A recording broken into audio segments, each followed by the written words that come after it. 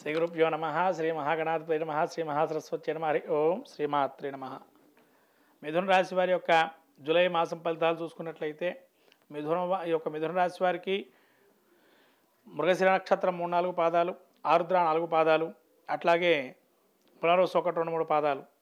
ఈ యొక్క గ్రహ సంచారం చూసినట్టయితే వీరికి జన్మస్థానంలో రవి సంచారం 16వ తారీఖు నుంచి ద్వితీయ సంచారం రవి, అట్లాగే ద్వితీయంలో 2వ స్థానంలో శుక్రబుధుల సంచారము, అట్లాగే బుధుడు తర్వాత 3వ స్థాన సంచారము, మళ్ళీ శని ఈ యొక్క కేతువు 4వ స్థాన సంచారము, శని అష్టమ యొక్క సంచారము, రాహు 10వ సంచారము, అట్లనే 12వ స్థానంలో కుజగురుల సంచారం.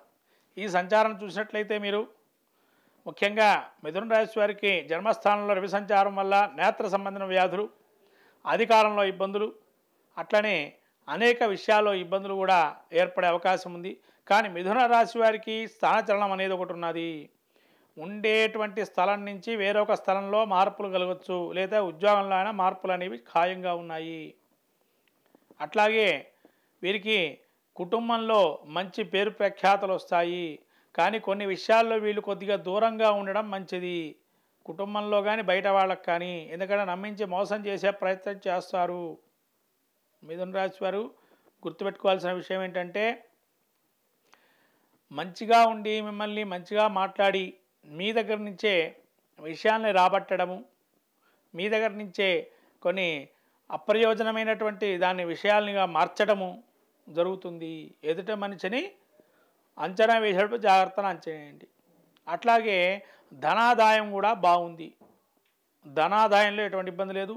స్త్రీల వల్ల, ముఖ్యంగా స్త్రీ వల్ల లాభాలు చేకూరే అవకాశం ఉంది. అంటే ఏమంటే స్త్రీ వల్ల లాభాలు ఎలా వస్తాయండి అని అనుకుంటే, ఇంట్లో మీ అమ్మగారు కావచ్చు, మీ యొక్క అక్కచెల్లెలు కావచ్చు, మీ భార్య వల్ల కావచ్చు, లేదా మీ కుటుంబంలో ఉన్నటువంటి కొంత దగ్గరగా ఉండేటువంటి ఆ కుటుంబ వ్యవస్థలో ఉండే స్త్రీలు, అంటే అది పెద్దవాళ్ళు ఎవరైనా వాళ్ళ వల్ల కానీ, లేదా ఒక మీ సహచరురాలుగా స్నేహితురాలుగా ఉండే స్త్రీల వల్ల కూడా మీకు వ్యాపారాల్లో కానీ వ్యవహార జయాల్లో కానీ లాభాలు చేకూర్చే అవకాశం ఉంది.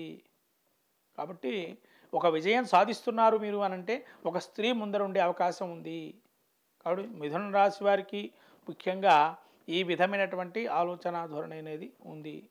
అట్లాగే ఈ యొక్క శని వక్రస్థానం వల్ల అష్టమ యొక్క స్థానం సంచారం వల్ల మృత్యుప్రదము. ముఖ్యంగా వాహనం నడిపేవారు చాలా జాగ్రత్తగా వాహనం నడపాలి. వాహనం నడిపేవారు చాలా జాగ్రత్తగా నడపండి. అట్లాగే ఇతరులు తీసుకోవాల్సిన జాగ్రత్తలు కూడా మీరే పాటించాలా. తర్వాత కేతువు కూడా 4లో ఉన్నాడు మీకు, అంటే విద్యలో భంగాలు కలిగే అవకాశం ఉంటాయి. విద్యార్థులు చాలా చక్కగా చదువుకోండి, అంతే తప్ప దుష్ట యొక్క స్నేహం చేస్తూ దుష్టాచార స్నేహాలు దూర సవాసాలు ఉన్నాయి. కాబట్టి ఆ సావాసాలకు దూరంగా ఉండి విద్యలో అభ్యున్నతి సాధించండి. మన పుస్తకం పట్టుకోగానే ఇదివరకు కాలంలో వచ్చే విద్యలు, పుస్తకం పట్టుకోగానే చదివేవాళ్ళు కొంతమంది ఉంటారు, ఒక్కసారి చదువుకుంటే మనం రాసేయగలుగుతామని. కానీ ఇప్పుడు అట్లా కాదు, విద్యలో లోపాలు ఆటంకాలు ఉండే అవకాశం ఉంది. కాబట్టి ఖచ్చితంగా విద్యార్థులు శ్రద్ధపడి బాగా చదువుకోవాలి. అట్లాగే శని 10లో సంచారం వల్ల కొద్దిగా వ్యాపారాలు చేసే వాళ్ళకి నిరాశ నిస్పృహలు అనేవి చేకూరుతాయి, వ్యాపారం స్తబ్దుగా ఉండడం జరుగుతుంది.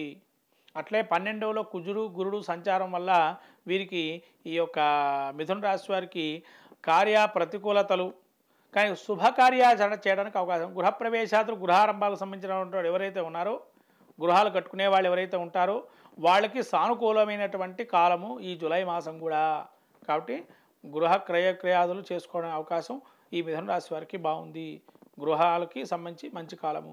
మొత్తం మీద ఈ యొక్క రాశి వారికి, మిథున రాశి వారికి చూసినట్లయితే జూలై మాసంలో గణపతి ఆరాధన చాలా శ్రేయోదాయకమైనటువంటిది.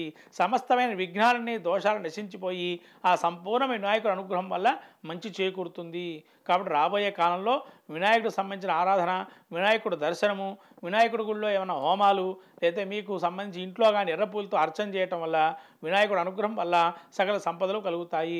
మొత్తం మీద మిథున రాశి వారికి చాలా పైచేయిగా ఉంటుంది అని చెప్పొచ్చు ఈ జూలై మాసంలో. మంగళం మహత్.